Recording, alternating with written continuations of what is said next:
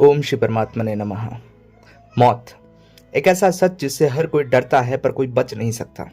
लेकिन क्या आपने कभी सोचा है कि जब सांसें थम जाती है तो उसके ठीक बाद क्या होता है? गरुड़ पुराण के अनुसार मृत्यु के बाद के पहले 24 घंटे आत्मा के लिए सबसे ज्यादा भ्रम और कष्ट से भरे होते हैं। आज की इस वीडियो में हम जानेंगे कि शरीर छोड़ने के बाद आत्मा कहाँ जाती है, उसे कौन लेने आता है और यमराज के दरबार तक का सफर कैसा होता है। गरुड़ पुराण कहता है कि जब अंत समय आता है तो यमलोक से दो यमदूत आते हैं। उनके बाल खड़े होते हैं, चेहरा डरावना होता है और हाथ में पाश यानी कि जाल होता है। पापी मनुष्य को वे बहुत डरावने लगते हैं, जबकि पुण्य करने वालों को यमराज के दूत सौम्य दिखते हैं।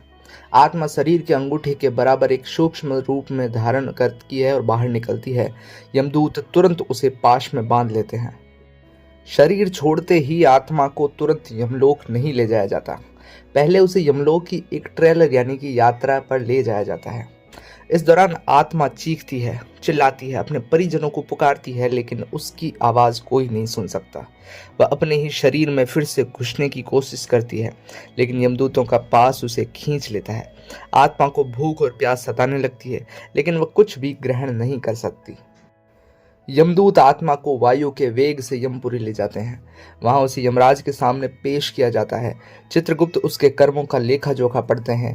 यहाँ आत्मा को उसके जीवन भर के पाप और पुण्य की एक फिल्म की तरह दिखाई जाती है। यमराज आदेश देते हैं कि इसे वापस इसके घर ले जाया जाए, ताकि अपने परिवार द्वारा दिए गए पिंडदान और अन्न का अंश ले सके। अगले 13 दिनों तक आत्मा अपने घर के आसपास ही भटकती रहती है।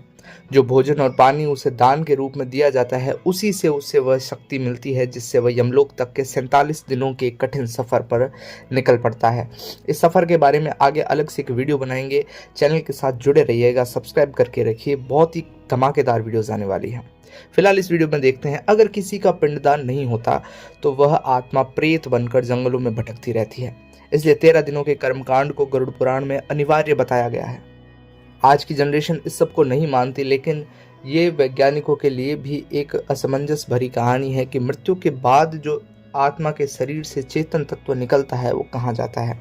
फिलहाल दोस्तों, पहले 24 घंटे हमें बताते हैं कि अंत में हमारा बंगला, हमारी गाड़ी या हमारा बैंक बैलेंस साथ नहीं जाता। साथ जाते हैं तो सिर्फ और सिर्फ हमारे कर्म। तो कर्मों को अच्छा रखिए, इसलिए जीवित रहते धर्म और भलाई का मार्ग चुन लीजिए। क्या आप जानना चाहते हैं कि 13 दिनों के बाद आत्मा को किन 16 शहरों से गुजरना पड़ता है? कमेंट्स में पार्ट 2 लिखें और इस वीडियो को लाइक करके अपने दोस्तों में शेयर जरूर कीजिएगा और चैनल को सब्सक्राइब कर लीजिए आने वाली वीडियोस को सबसे पहले देखने के लिए। ओम श्री परमात्मा ने नमः।